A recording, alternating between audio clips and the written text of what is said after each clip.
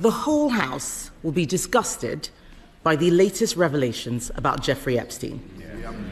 All of us want to see his victims get justice. But the political decision to appoint Epstein's close associate, Peter Mandelson, as Britain's ambassador to Washington goes to the very heart of this Prime Minister's judgement. When he made that appointment, was he aware that Mandelson had continued his friendship even after Epstein's conviction for child prostitution? Simple question. Mr. Speaker, let me start where I must with the victims of Epstein, and all of our thoughts are with them. Can I also say our thoughts are with all those who lost jobs, savings and livelihoods in the aftermath of the 2008 financial crash. To learn that there was a cabinet minister leaking sensitive information at the height of the response to the 2008 crash is beyond infuriating. And I am as angry as the public and any member of this House. Mandelson betrayed our country, our Parliament and my party. Mr. Speaker, he lied repeatedly to my team when asked about his relationship with Epstein before and during his tenure as ambassador. I regret appointing him. If I knew then what I know now, he would never have been anywhere near government. And that is why, Mr. Speaker, yesterday the Cabinet Secretary, with my support, took the decision to refer material to the police, and there is now a criminal investigation. I've instructed my team to draft legislation to strip Mandelson of his title and wider legislation to remove disgraced peers. The whole House will be disgusted by the latest revelations about Jeffrey Epstein. All of us want to see his victims get justice. But the political decision to appoint Epstein's close associate, Peter Mandelson, as Britain's ambassador to Washington goes to the very heart of this Prime Minister's judgement. When he made that appointment, was he aware that Mandelson had continued his friendship even after Epstein's conviction for child prostitution? Simple question.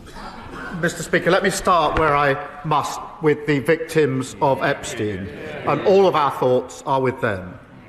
Can I also say our thoughts are with all those who lost jobs, savings and livelihoods in the aftermath of the 2008 financial crash. To learn that there was a cabinet minister leaking sensitive information at the height of the response to the 2008 crash is beyond infuriating. And I am as angry as the public and any member of this House. Mandelson betrayed our country, our Parliament and my party. Mr. Speaker, he lied repeatedly to my team when asked about his relationship with Epstein before and during his tenure as ambassador. I regret appointing him. If I knew then what I know now, he would never have been anywhere near government. And that is why, Mr. Speaker, yesterday the Cabinet Secretary, with my support, took the decision to refer material to the police, and there is now a criminal investigation. I've instructed my team to draft legislation to strip Mandelson of his title and wider legislation to remove disgraced peers. Mr. Speaker, I asked the Prime Minister a very specific question. Did he know that Mandelson had continued his friendship with Epstein after the conviction? He says if he knew then what he knows now, but he did know.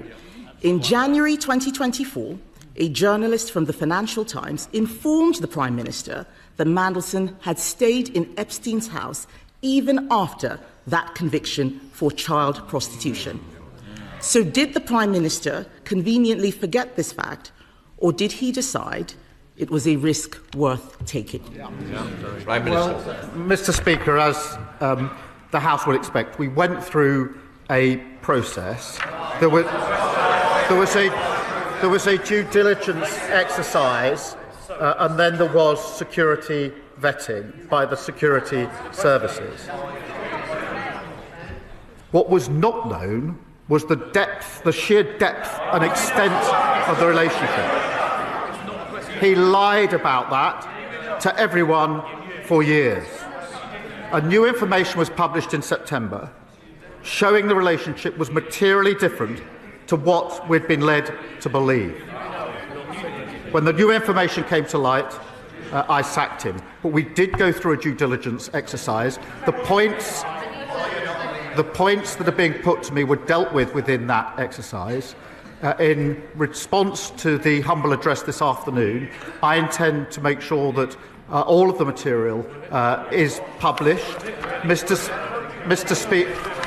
Speaker, the only exemptions are national security, if it prejudice national security.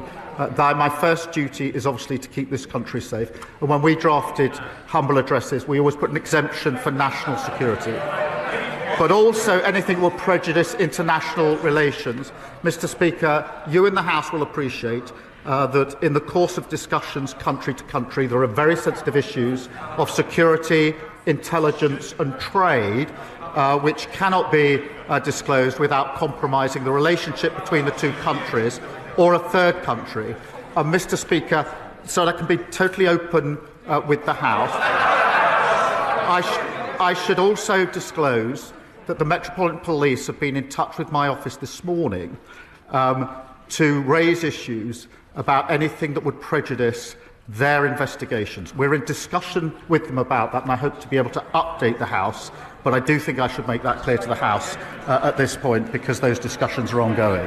But the Prime Minister cannot blame the process. He did know it was on Google. If the Conservative Research Department could find this information out, why couldn't Number 10? On the 10th of September, when we knew this, I asked him at that dispatch box, he gave Mandelson his full confidence at that dispatch box, not once, but twice. He only sacked him after pressure from us. I am asking the Prime Minister something very specific, not about the generalities of the full extent. Can the Prime Minister tell us, did the official security vetting he received mention Mandelson's ongoing relationship with the paedophile Jeffrey Epstein? Prime Minister. Yes, it did. As a result, various questions were put to him. I intend to disclose to this House all of the national security, prejudice to international relations on one side. I want to make sure this House sees the full documentation, so it will see for itself the extent to which time and time again Mandelson completely misrepresented the extent of his relationship with Epstein and lied throughout the process, including in response to the due diligence. Mr. Speaker, I'm as angry as anyone about what Mandelson has been up to. The disclosures that have been made this week of him passing sensitive information at the height of the response to the 2008 financial crash is utterly shocking and appalling. He's betrayed our country. He's lied repeatedly. He's responsible for a litany of deceit. But this moment demands not just anger, but action. And that's why we've moved quickly, referring material to the police, publishing legislation so we can remove titles from disgraced politicians, and stripping Mandelson of his Privy Councillorship. That is what the public expect, and that is what we will do. Mr. Speaker, I've been thinking how it must feel for the victims of Jeffrey Epstein and their families, hearing more and more stories of how rich, powerful men were currying favour with a paedophile sex trafficker, such as Peter Mandelson, sending government secrets to help Epstein enrich himself further. Seeing Mandelson made ambassador to the United States, even after his links to Epstein had been extensively reported by both the Financial Times and Channel 4 News. So can the Prime Minister tell us, given he now admits he knew about those links, before he gave such an important job to one of Epstein's closest friends, did he think at all about Epstein's victims? Mr. Speaker, we looked at the material. There was a process. There was then, as he will understand, there was then a security vetting exercise as well. And that's why I started by saying all of our thoughts are with the victims of Epstein. He is right at the beginning of his question to express anger at the material that has recently come out in relation to sensitive information in the aftermath of the 2008 crash. And that is why yesterday, working with the Cabinet Secretary, we referred a material to the police, which has now led to the criminal investigation that is going to follow. Mr. Speaker, I think the victims of Jeffrey Epstein deserve far better than that. They deserve Peter Mandelson not being appointed in the first place. We don't even know the full extent of the British establishment's involvement in his appalling crimes, or how many British girls and young women were trafficked by him. So we need a full public inquiry, both to get justice for the victims and to protect our national security. Mr. Speaker, the Polish government think Epstein may have been spying for Vladimir Putin. Is the Prime Minister concerned that Peter Mandelson may have been leaking state secrets, not just to a paedophile American financier, but also a Russian agent? Well, Mr. Speaker, he talks of a public inquiry. Obviously, the focus now has to be on the criminal investigation which has started. As he knows, that investigation will go wherever the evidence leads it. And I've made it absolutely clear that the government will cooperate, as he would expect, with that criminal investigation wherever it goes. The victims and survivors of Epstein and his circle of overprivileged elite are at the forefront of my mind here and now. Mandelson, we now know, described Epstein's release from prison after being sentenced for child sex offences as Liberation Day. This man's association with Epstein was known when the Prime Minister personally appointed him as the UK's ambassador to the USA. Yep. How can we trust the Prime Minister's judgment? And in questioning that, how can we trust him to remain as Prime Minister? Can I join her in the disgust in the comments that she just read out? But to be absolutely clear, the scale and the extent of the relationship between Mandelson and Epstein was not disclosed. On the contrary, it wasn't just not disclosed. Mandelson lied throughout the process and beyond the process. He lied, and he lied again to my team.